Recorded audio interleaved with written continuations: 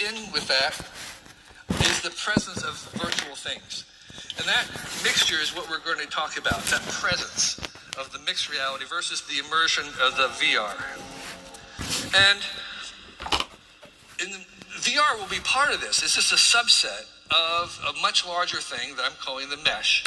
So just remember that it's included VR in this world. So even the synthetic worlds that we build are also part of this world that's being machine readable. So mixed reality is much more difficult to do than the virtual reality, but if you can do mixed reality, you can do virtual. And mixed reality is the technology that places like Magic Leap is offering, where again, you could see something virtual in a real world. And the technology is working kind of okay.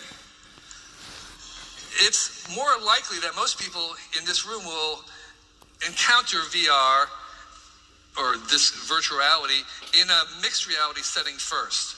And that's because you can do things like manipulate product in real time. It's really good for learning because people who learn with their hands and are kinetic and not so well learning from books can learn how to take apart a heart or the solar system because it's very, very, very kinetic. And it's really great for the future of the office. Microsoft believes that all offices of the future will just be, you put on your glasses and you can have as many screens as you want. I've used it. It's very, very easy to use. And that really solves a lot of the problems about having to commute. So that is certainly part of this world. But the other part is that everything is being scanned. Entire buildings are being scanned, and they will become part of this scanned, hyperlinked world. Okay? And so you'll be able to actually, like in a Google Street View, actually walk across the country, starting at one end to the other, in this virtual world, which is produced at a one-to-one scale. So the thing about it is that it's at the same scale as our own lives. It's, in a curious way, it's a virtual map that's at the one-to-one scale. It's a map that's actually bigger than its territory.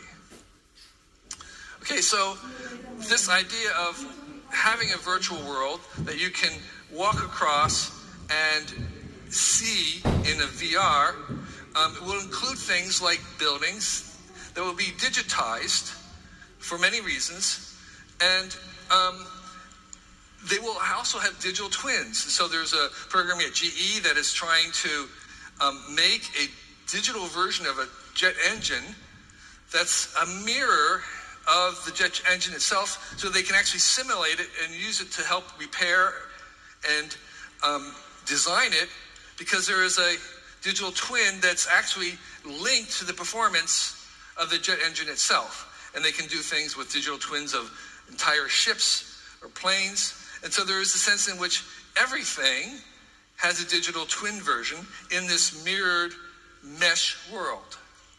And some of that is a vision of a Japanese researcher who kind of imagined what it would look like with the overlay in the mixed reality world, where you're seeing this virtual version where everything is connected and it has information.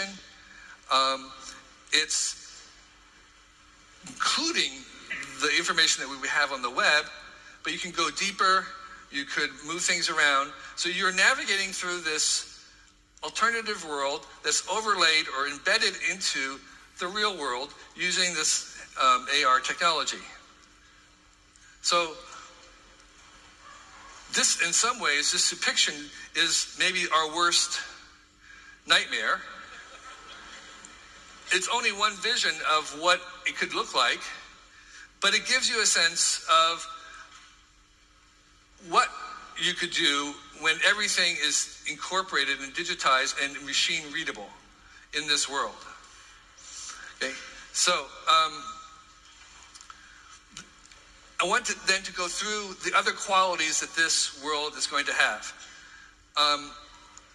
The first thing, of course, is that it has to be three-dimensional. So there's a volumetric capture. We'll have many ways to capture a person who's like me giving a talk in real volume so that every aspect of me from head to toe, every angle is being captured. That's a new technology, and that's one aspect of this mesh world, is that things are in three-dimensional volumes. So every position you want to look at it is being captured. That's one attribute. The second attribute is that this world is shared. Everything in it is shared, that if there is a 3D version of something, more than one person can look at it at the same time, and if whatever change is made there, everyone else sees that change.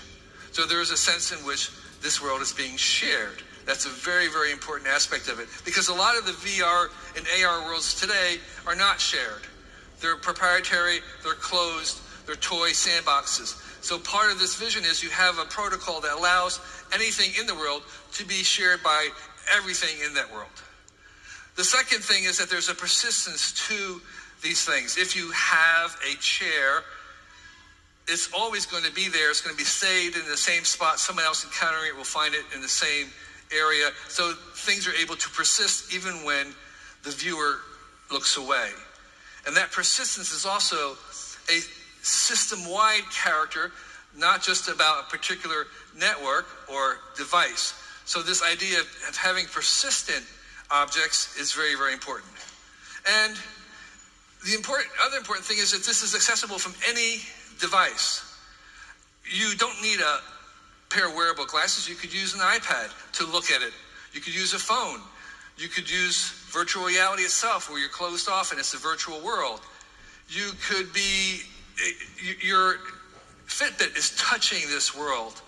And most importantly, this is a world that robots and self-driving cars will use. This is the world that they will see as they go along. So this is a world that allows machines to navigate in this world.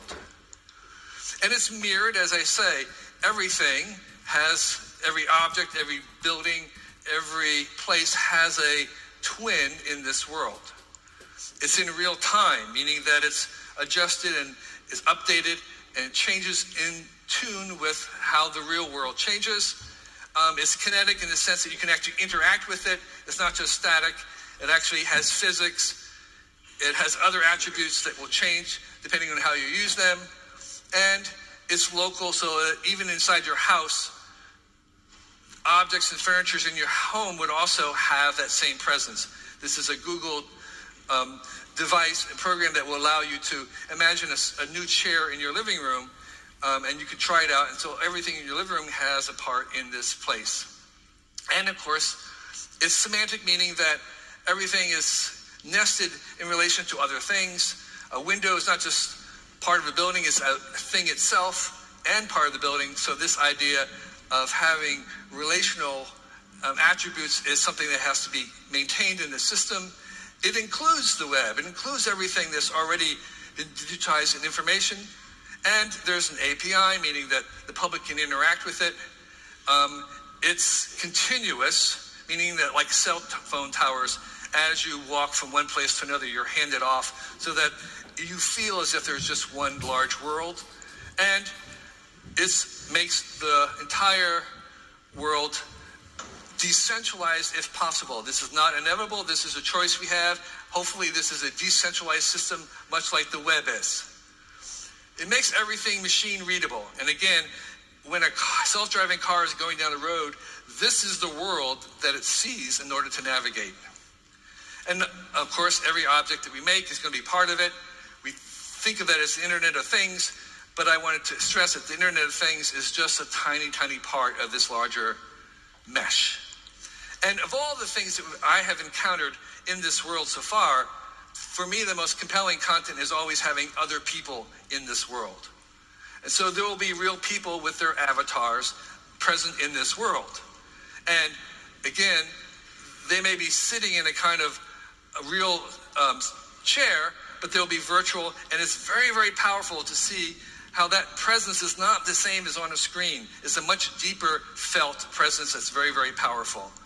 And so because of that, I think that the mesh will become the most social of all the social media. It's a global platform. It's going to reach the entire globe. And some of the biggest data that we've ever seen will be generated by tracking people in this world. And so far, the biggest data companies have become the biggest companies in the world, to suggest, again, that the people who own and in some ways maintain the gate to this world are going to be very, very powerful. It's also an internet of experiences rather than information, and so experiences become the new currency. And lastly, just to point out the theme of this track, AI is electricity that generates this whole thing. None of this is really possible without AI, because you need artificial intelligence in order to be able to parse all these things in order for it to run. This mesh does not run without AI. There are going to be 1,000 new scary problems brought up by this. Issues of privacy, issues of control, issues of bias and algorithms, and many, many more that we haven't thought of. But there will also be a million new opportunities. And I hope it gave you a little bit of picture of where I think we're going in the next stage of the web. So thank you. I appreciate your attention.